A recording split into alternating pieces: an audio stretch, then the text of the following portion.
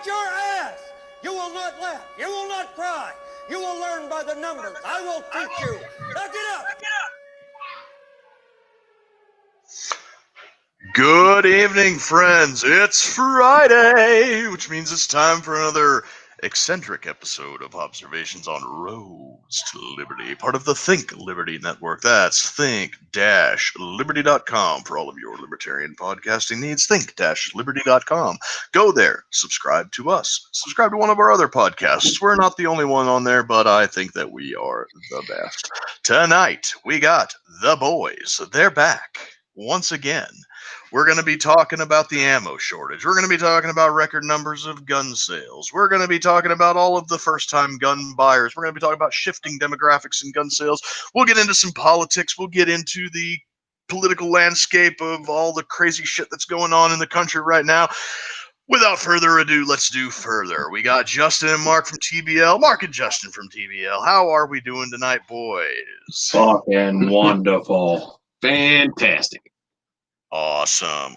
Okay, so for those of you who don't know, these are some of the most banned people on the Facey Spaces.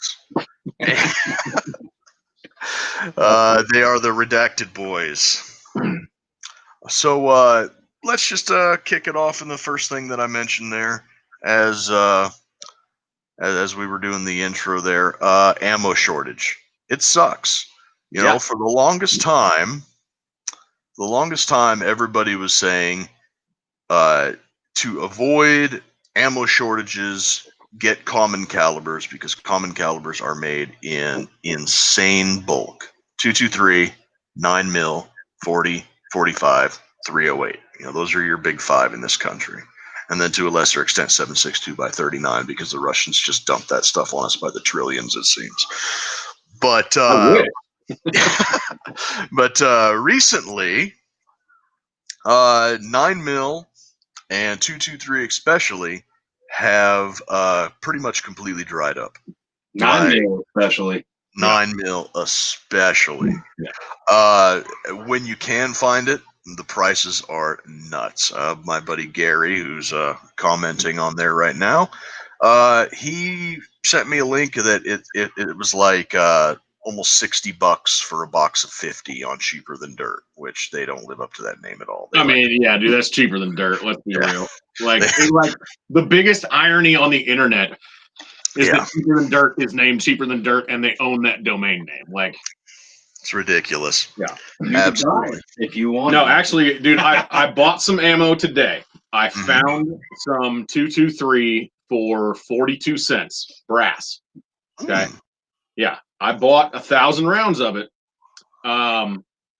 They were limiting it to one case, and I can't remember what website it was, but they had like 30 cases in stock. I ordered a case. I went back to go order another one, and they were sold out. That quick. Yeah, at 42 cents. Now you can find Spear Gold Dot for 80 cents. But what I think is absurd is that you have companies that I've bought from regularly who have Tula for 50 and 60 cents a round, steel case. Man. And that's 223. I'm finding it easier to find 223 than 9mm right now. I can't find 9mm anywhere for less than 60 cents a round.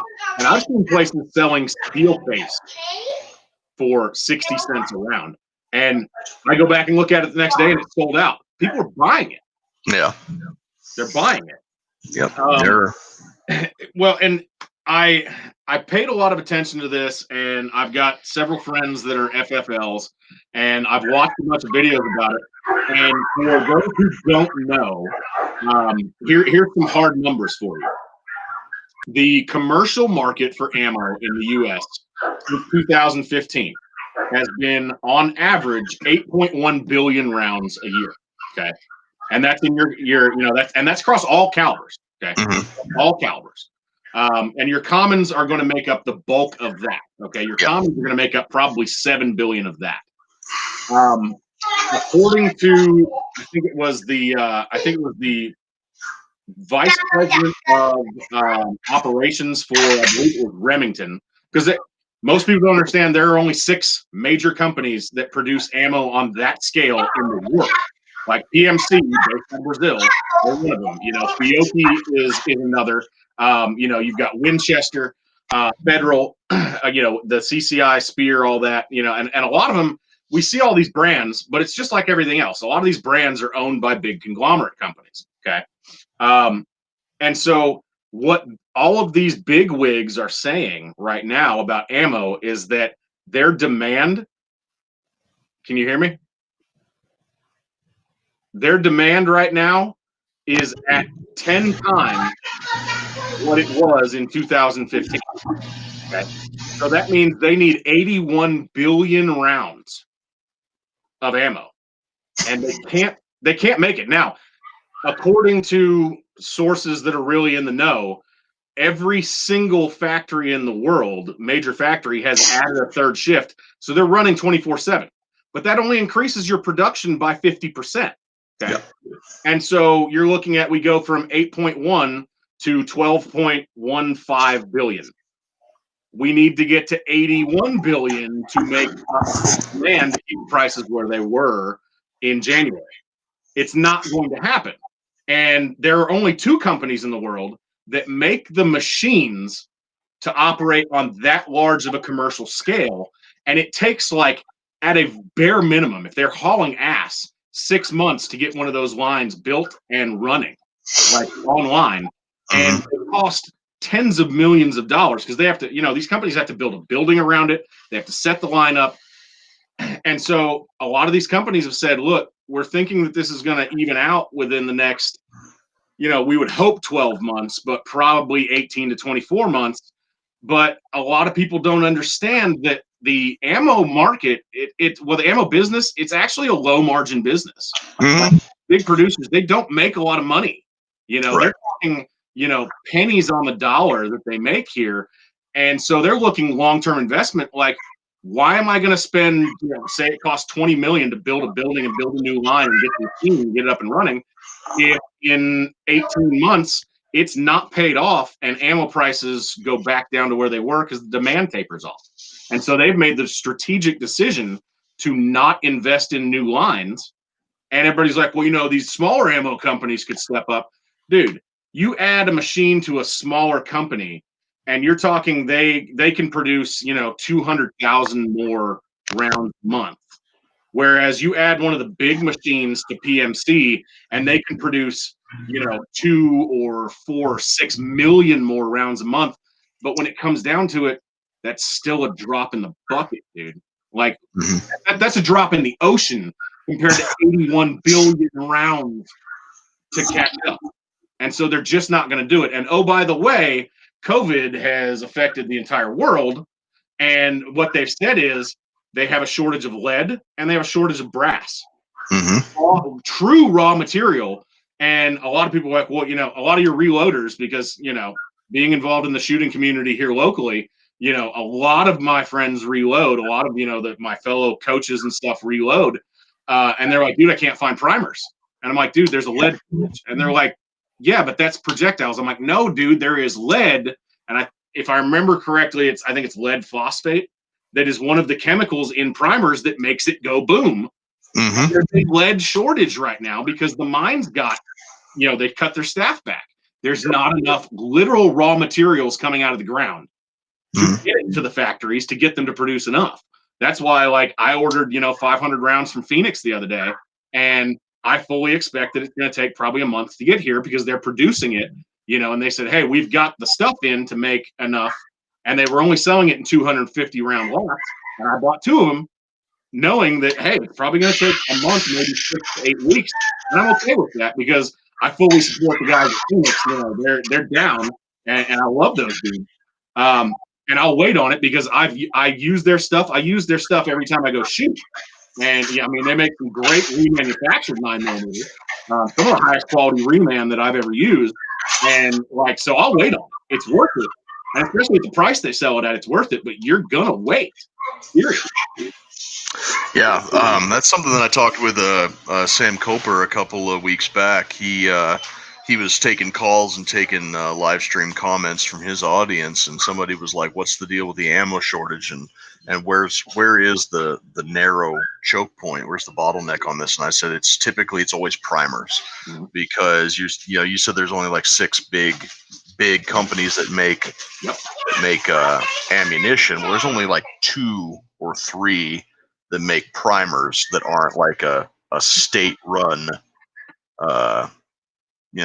That aren't like a state run arsenal or something. Yeah. Like Olin Winchester and Cellier and Below. Those were the 2 that supplied us. And when I worked at Hornady, and Cellier and Below was a backup. They were a fallback position. It was almost exclusively Winchester. The technology and everything that goes into making primers, and not to mention the hazardous chemicals. It's a very volatile, very dangerous priming compound. Is incredibly dangerous to work with, and the technology. It's very old school, very esoteric, and because they're so tiny, it's also very like high precision industry. So that's where most of the problems are coming at right now. And the other big thing is we're seeing record numbers of gun sales across this country, and record numbers of first-time buyers. Yeah, now, in the past, I'm cool with that too. Previously, in the past, when we had like the 2008 and 2012 Obama surges, the typical surges in gun buying was done by people who already own guns and were just buying another one as an investment piece to sell down the line if they needed to, or just because it was sticking a thumb in the eye of the government or whatever it was. And you'll go out and buy 2 or 3 cases of ammunition for much of the same reason. Today, though, we have a huge number of first-time gun buyers. For whatever reason they're doing it, there's numerous reasons that people are going out and buying their first gun. And of course, if you buy a gun, you're going to need ammunition for it. And when you're first getting into something, you're going to want to go all in on it. And and everybody's buying 223 and 9mm. Yep. And the thing is, they're willing to pay for it. Yeah, they're willing to pay for it, and they don't know what it should cost. The other thing is,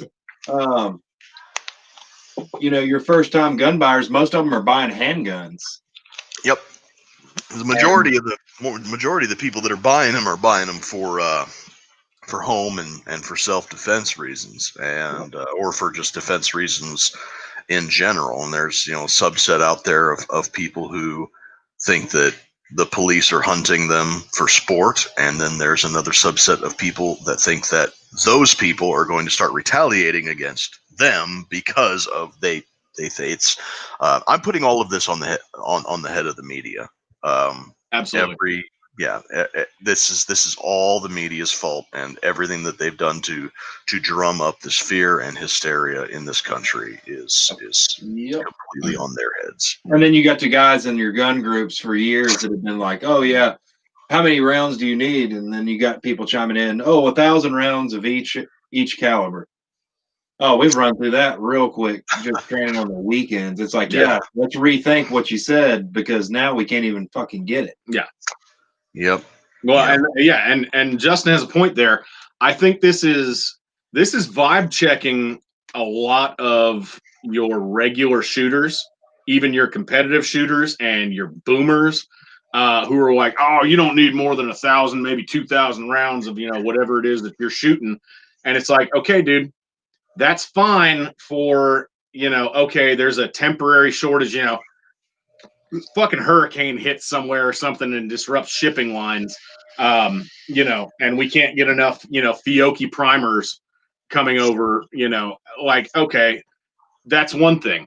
What happens when it is a multi-month shortage and you go out and, if you're like me, you go out and you shoot, several hundred rounds a week. That's what I do. They're starting to see that, like, okay, 2,000 rounds of the caliber that you shoot the most, that's great if you're only ever expecting a 6-week disruption in supply. We're going on, damn near a 6-month disruption in supply at this point, and it's only gotten worse in the last 3 Like, so how's that working out for you, Boomer? You Well, know, Yeah. the boomers are good because all they got to do is save all the rounds that jam up in their 1911s and just throw it in a box. And they can bring them back out the next time they go to the this is range. this is true, and the brass goblins are also standing behind you, like grabbing everything that And they're you like, damn it, Yeah. that's not a brass casing. Yeah. That's still got a projectile in it. Dude, that's why I love shooting steel, because it flies out and they're like, oh damn it, and you're like, I mean, I love shooting steel just to piss off the fucking brass goblins at the range. Yeah. Yeah, It might even be time to dip into some of that prepper knowledge from way back in the day that I used to kind of glean off of YouTube every once in a while, how to reload steel cased ammo, because it can be done. it can be, yes. It's It can just a very time Yeah. consuming, and getting Burdan primers is or Boxer. I always get those two mixed up, but getting the one that the Burden primers on the steel, yeah. on the steel cases, those aren't exactly a common sale item, but because of that, I bet they're still in stock. That could be. Find It them. could be. But yeah, reloading steel ammunition, you got to like fill the case up with water, and then hydraulically press pop the old primer out, and then clean the pocket. Yeah. Make sure that the anvil is still in there, and then you got to put the new one in, and Yeah. it's very case annealing's more of a production thing, and don't have to worry too much about it. It's brass. For steel, it's not that big of a deal. Yeah. But yeah, if you can get in there and start like making your own bullet jackets out of 22 long rifle shell casings. I found a website that sells kits to do that. Oh, Wow. good Lord. That's Yeah, awesome. I gotta look it up again. I forget what the name of it is, but he sells a set of 5 or 6 dies, punches and dies that you put into like a hydraulic press, and you put the 22 casing in, press it down, do like 500. Hannah, seriously. No But like, shit. That's pretty do like- small. Yeah, do like 500 of those, and then you set the second die in, and it just gradually forms the shell casing into a bullet jacket for like a 22 on up to like a 243. And then Nice. you get like a lead wheel weights, and did Ben find it? There it is. Corbin, that's it. Corbin dies. Nice. Huh. There I've it got is. Yep. plenty of those kind of casings because that's what I discipline my children with. Dude. I mean, dude, I'm a coach for a competitive shooting team that, I mean, we run competitions in 22. Like, we got a lot of 22 brass sitting around. That wouldn't be a bad thing to do. Yeah. So yeah, if you got the time and the patience to do it, it can be done. Yeah. But like I said, the primers are always going to be the pain in the ass in that equation there. There's always something to be said for rolling your own at the most basic base level. Rolling Right. your own ammunition. Yeah. It's like, oh, you reload, you make your own jackets. Right.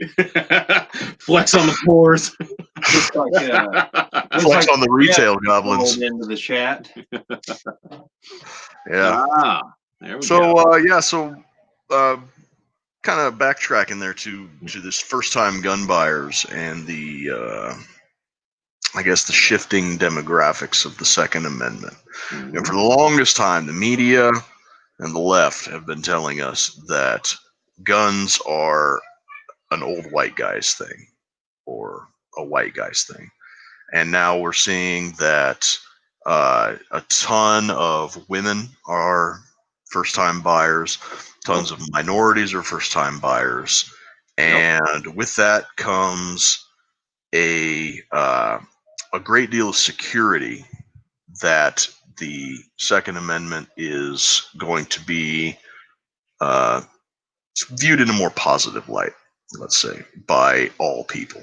It's been made the argument that the gun control argument is dead, which makes it. That's exactly what I was about to say. Yeah, it's over with. It's over. There's no regulating guns now. No. Nobody's going to stand for that. No. And Yeah, if 20 years, then they're just going to be. Yeah. See Yeah, ya. 2020 put the nails in the coffin lid of the gun control debate, which makes it very strange that the Democrats are leaning so heavily on it in this election cycle. But that's one of my conspiracy theories, that they don't want to win. And well, yeah, dude, I don't think they do. Yeah. You look at, what was it? Was it May? They put the numbers out that there were something like 2.1 million people who bought guns in, I think it was May, who were first-time buyers. It was the first time that their name had ever gone through NICS, and 40% of those were women. Yep.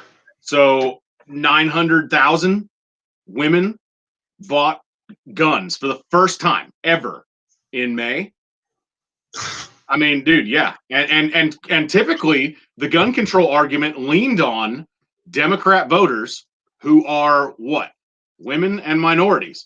Yep. Look at the National African American Gun Association. Dude, their numbers, I was watching, and actually I try to spread out my media consumption, and this was by a reporter from Vice. They did a section on NAGA, and went into one of their meetings, and the president of NAGA said that, like, I think he said it was May, that they were used to having something like 3,000 people a month, or maybe it was 1,500 people a month join, and they had something like 15,000 people join in 1 month, and they got started like 2 years ago. Yep.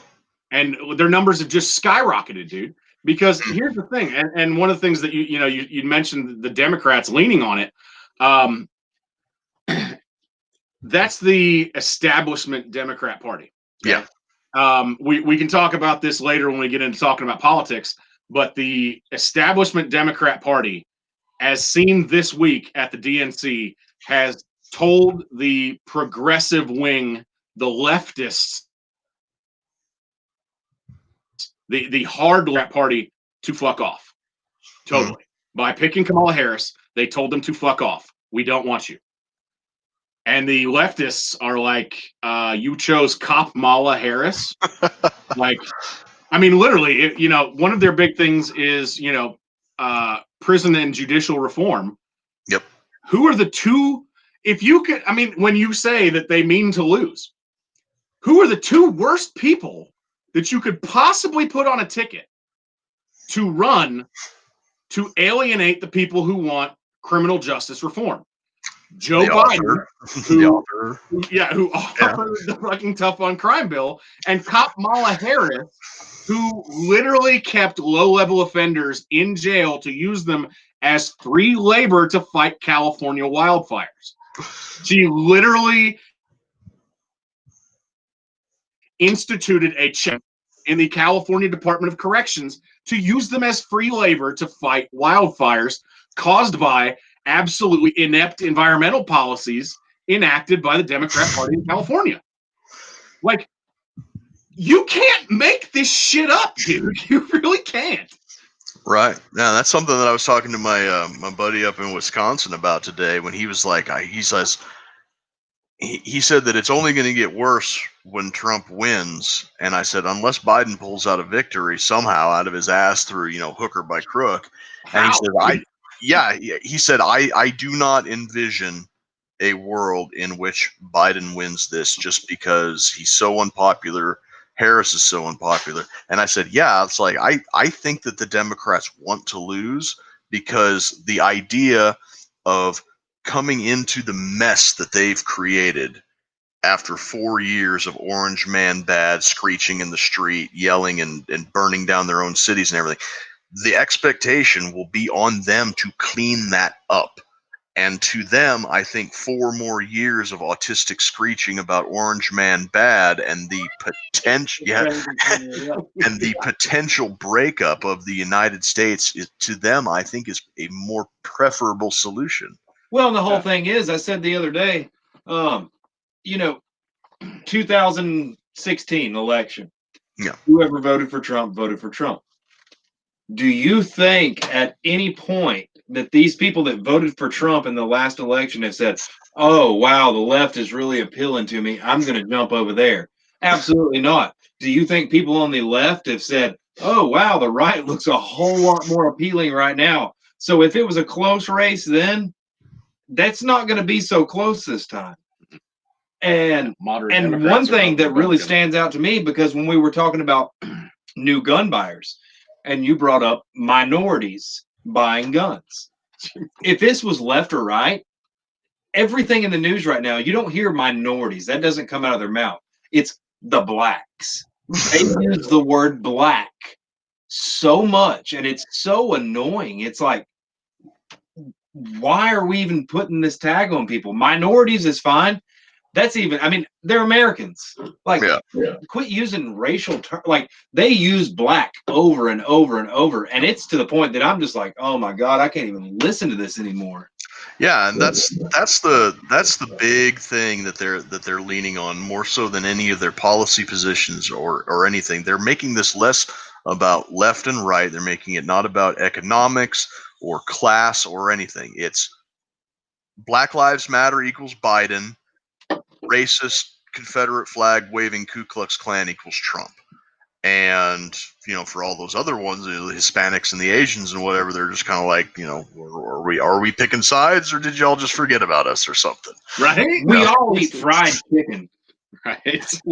Yeah, and they act like we don't. I mean, it's just It's absolutely asinine, the simplicity that they're trying to make this whole thing out to be. And meanwhile, those of us libertarians out here are just like, hey, pay attention to us. You don't have to eat the giant douche or the turd sandwich. There is another option. We have the ballot access. Come on now. And it's I think that this year it's I mean, I don't think this year is definitely going to go down as the year that the United States fell apart. We talked a little bit before the show tonight that my buddy in Wisconsin, he said that what we're going through right now feels exactly like what he went through when he was 16 or 17 living in the Soviet Union when the Soviet Union fell apart. Except that what's going on now feels like that in fast forward. yeah. Yeah. Because you didn't really have the internet. Yeah. Al Gore hadn't really invented the internet then. And so, I mean, dude, but seriously, We got Rick in the chat. Portals at the speed of light.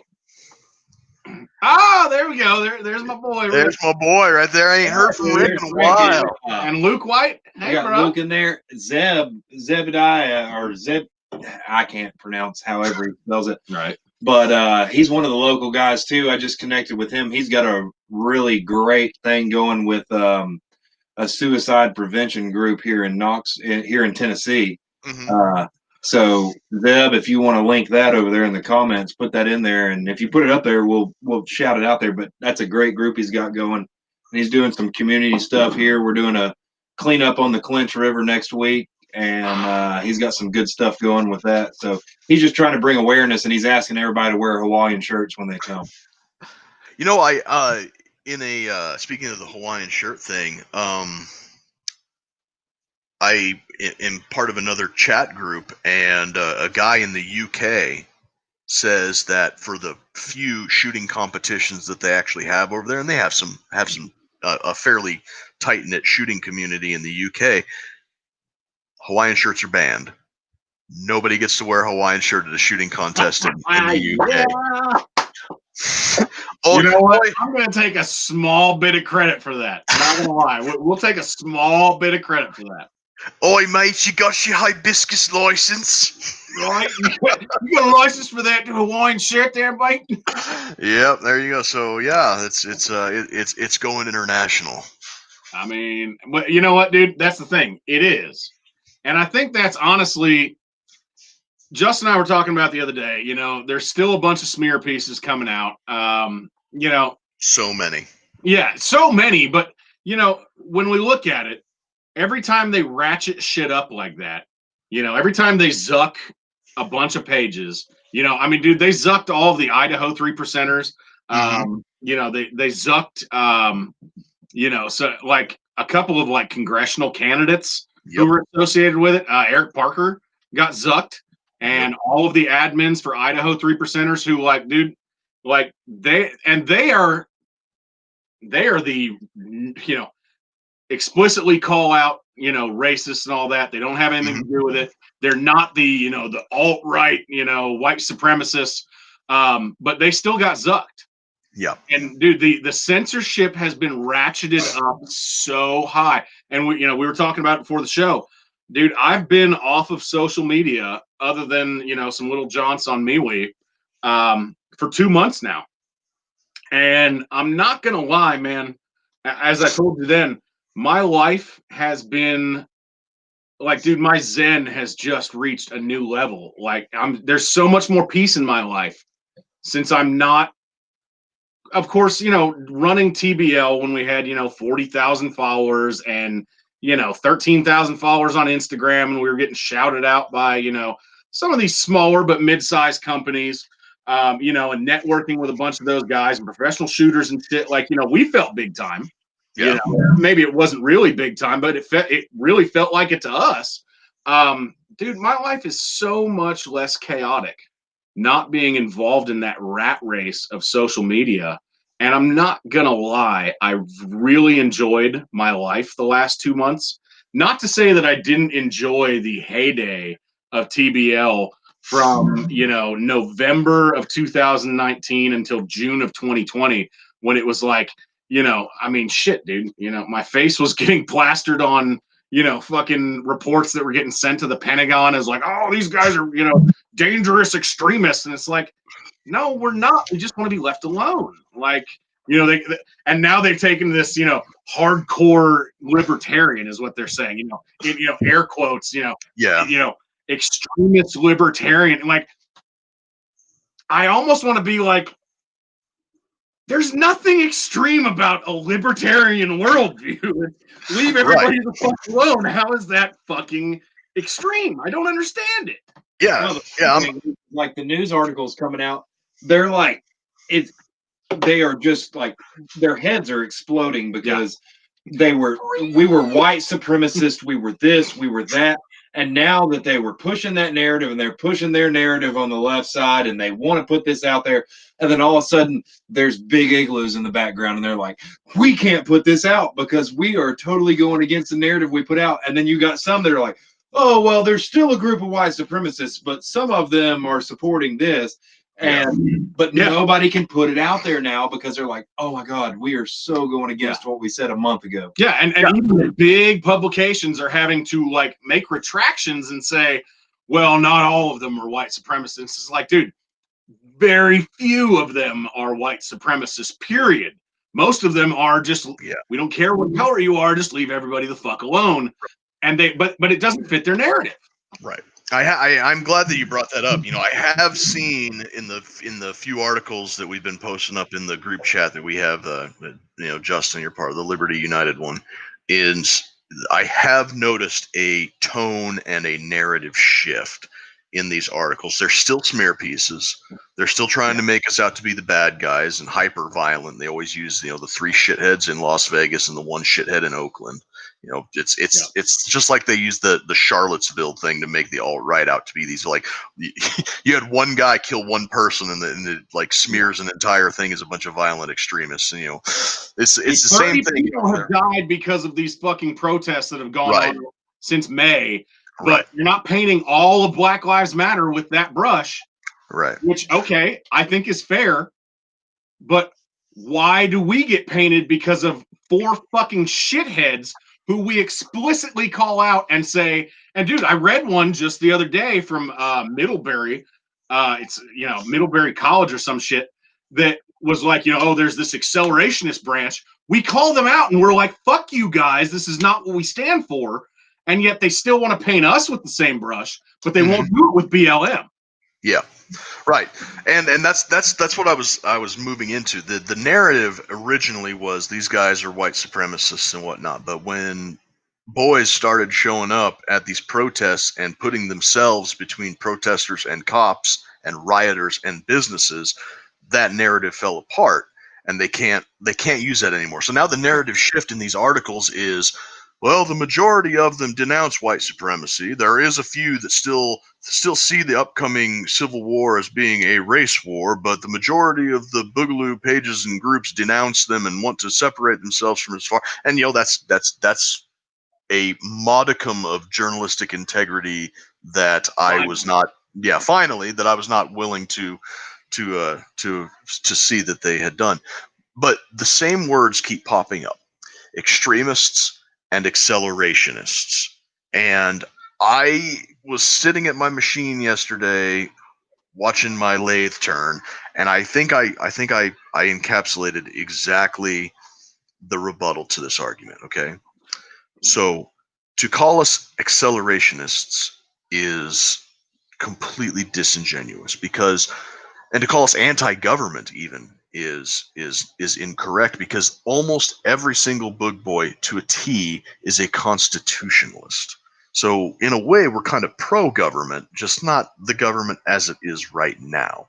So you have these boys that are saying, this is where you should be, this is where you are. Yeah. Don't take another step outside of the circle. And then the other side of the argument is the government going full tilt to try and break the circle as fast as they can. Who's the accelerationist in that situation? The people saying, this is where you need to be, stop going outside of this, or the people who are like, I'm running for the border as fast as I can and fuck anyone that tries to stop me?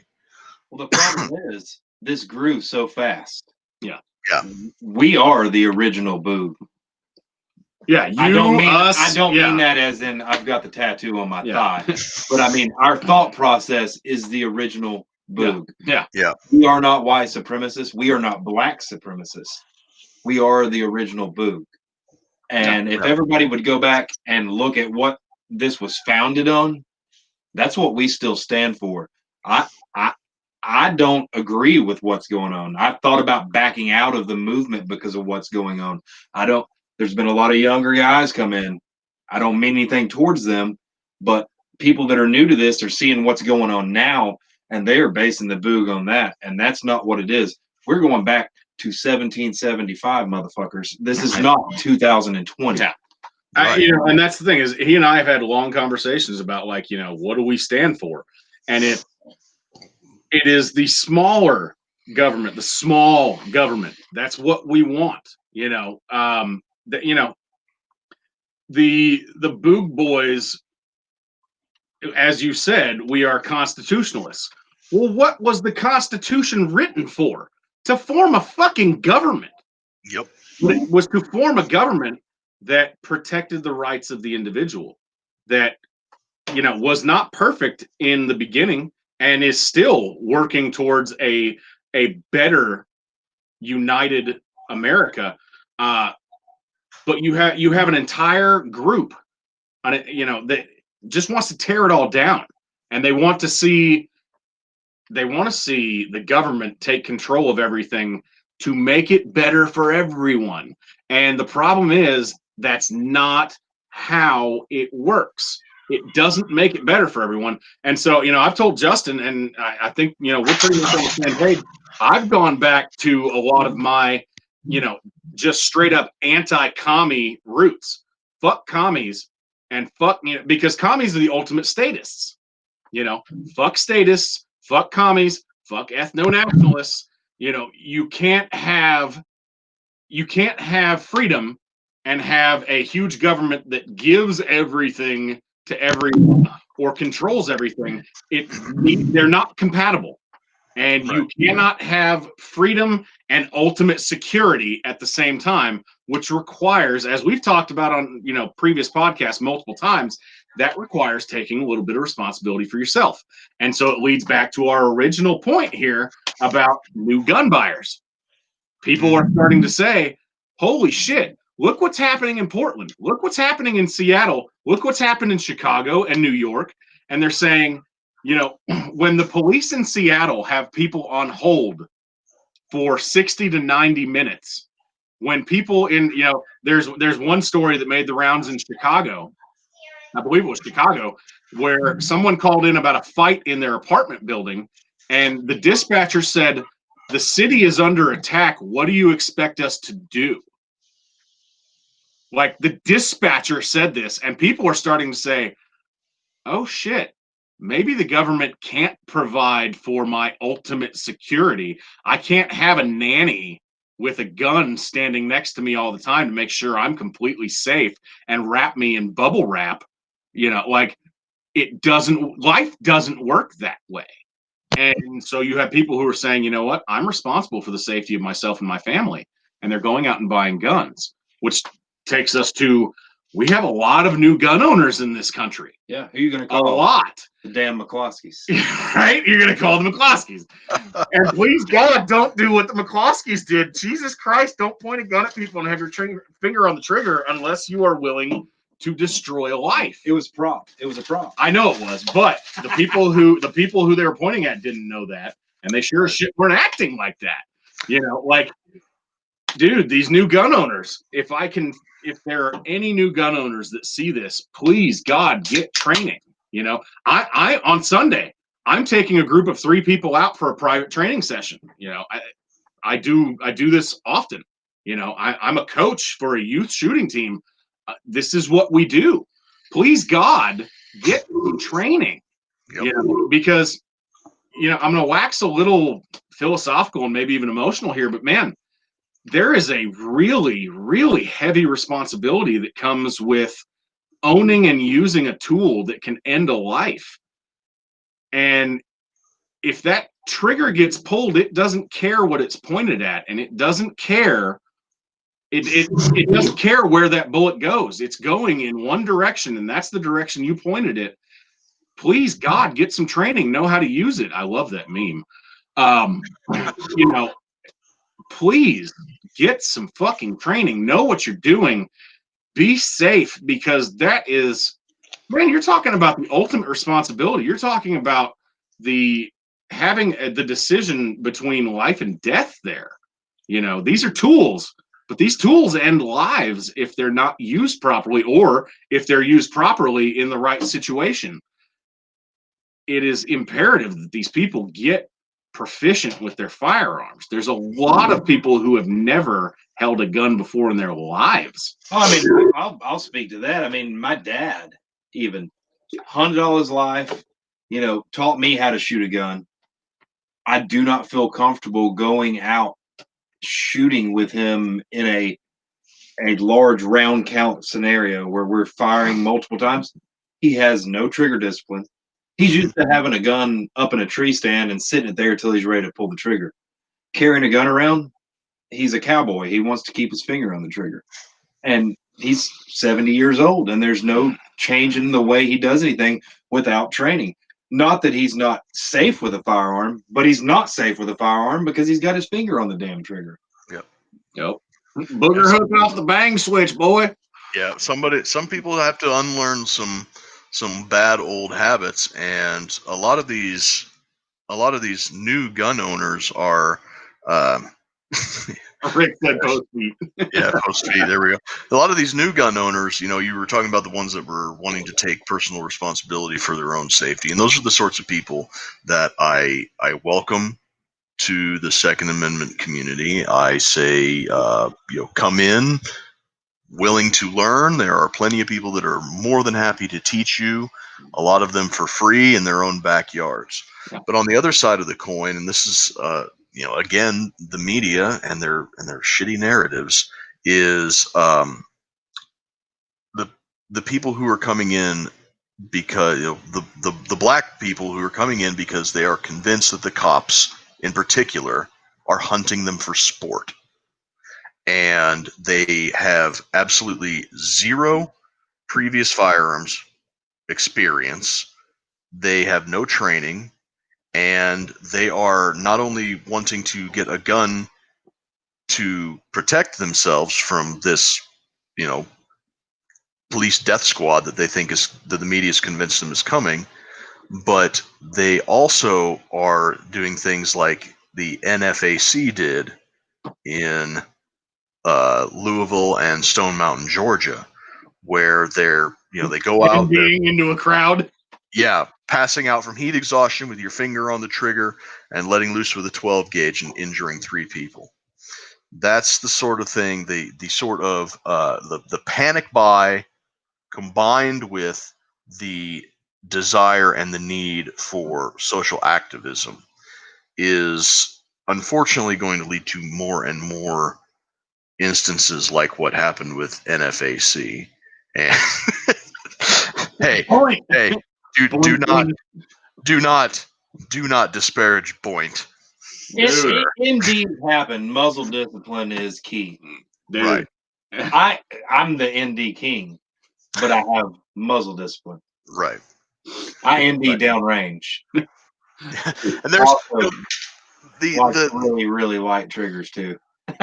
there's He the rolls with like a 1.5 pound trigger on his Yeah. AR. I'm like, there's the people like Dave Chappelle's comedy special where he was like, if you want gun laws to change, just have massive amounts of black people buying guns in America. Colleen Noir did a good takedown of that particular mentality, but that seems to be another narrative that's being pushed. Is these leftists that have always been for gun control are they're the crying behind the smuggy mask meme. Where they're just like, oh, look at all these black people buying guns. I bet the gun laws are going to get stricter now. And it's one, no, they're not. But but two, if you think that the problem that guys like me and maybe guys like you have with so many people going out and buying guns, impulse buying or panic buying guns for their first time is racial, you got another thing coming. I'm not concerned about the racial demographics of people who go out and buy guns. I'm concerned with the fact that people are going out, getting kitted up like they're about to jump into Fallujah with no training, no discipline, and no prior experience, regardless of what their race is. And we're going to have accidents. We're going to have and then those accidents are going to be used to push gun control more heavily down the road after all of this goes away that we're seeing right now, and they're going to use that as the excuse, I think. Well, and the Republicans push that gun control on the left side is a mental issue. It's not a mental issue. It's a normal thought for a human being to think these things need to be controlled. The problem is it's a liberty issue. We're guaranteed that right, and whether somebody knows how to use it or not, they still have the right to have it until they do something that takes that right away from them. Right. Exactly. Well, as you were talking about, these groups that are kitting up like they're jumping into Fallujah. Here's the thing: you're seeing it on both sides. Yeah. I'm seeing some dudes. Honestly, I'm seeing some dudes that are showing up in Hawaiian shirts that not as much, but you're still seeing it. Dude, honestly, that guy that got smoke checked in Austin, sorry, dude, you walk up to a car surrounded by a group of people that is banging on the car, and you have an AK in your hand, and you have it at low ready. You have it at a modified low ready, where it's like high, but it's pointing low. You've got it at a modified low ready. And the dude sitting in the car, okay, he may be a furry, but dude had a 40 and smoke checked that dude 3 times in the chest. Yep. Not the way to go about that, man. And here's the thing, it goes back to some of my friends who are ex-military and some of them ex-special forces, and then I spent a lot of time in the bouncer security community here in my hometown. It's always best to be the quiet guy and the most dangerous guy in the room. And quite honestly, if you're walking around with an AK, you're the most dangerous guy in that crowd. There's no reason for you to be the one to engage with a troublemaker. You're there as the backup in case shit really goes sideways. That's like, I have guns around me all the time. I'm not the one who's going to go engage because I'm the backup in case everybody else can't get somebody else under control. You know, Yep. it's like Big Dick Jack Wilson. You know, Yep. dome that motherfucker from 15 yards, but dude, he was the backup in Yep. case somebody else couldn't get him under control, and he handled the situation. But the thing is, man, I go back to what I was saying. That is a very heavy responsibility. You know, if you are a gun owner and you are carrying your weapon, you need to be the last line that steps up to the plate. Well, it goes back to what I was saying about we are the original Boog. Mm-hmm. You're not going to see me in full kit until it kicks off. Yeah, right. I'm not out for a photo op. Mhm. That's not what I'm going for. I don't want to be in full Yeah. kit. We could have done that here multiple times. I don't want to be. I don't want to have a reason to be. And everybody's looking for a reason to be. And that's totally opposite of what this was founded on. Yep. We are prepared. We are many. We are one. But we're not trying to flaunt ourselves. And that's why we got so much negative attention, is because everybody wanted to be the boogie boy. Yeah. It's better to be a quiet professional than a loud amateur any day of the week. Yep. With that, guys, I think we got to call it a night. I got to go make our bed. We did laundry, so I got to go get that done. So with that, I think we're going to call it a night here. Everybody, thank you for joining us.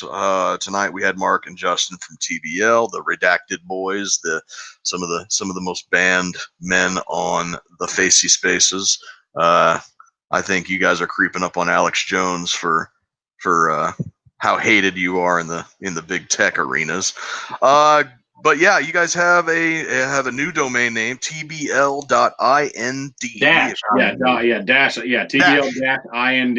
Mm-hmm. Yep, tbl-ind.com if you want to go check out some of their merchandise. We recently opened up a merchandise store. That's Rhodes2Liberty.com. We got some pretty cool designs on there. More to be coming soon. Yeah, dude, that shit's awesome. Yeah, so hopefully we'll be having some more good stuff coming.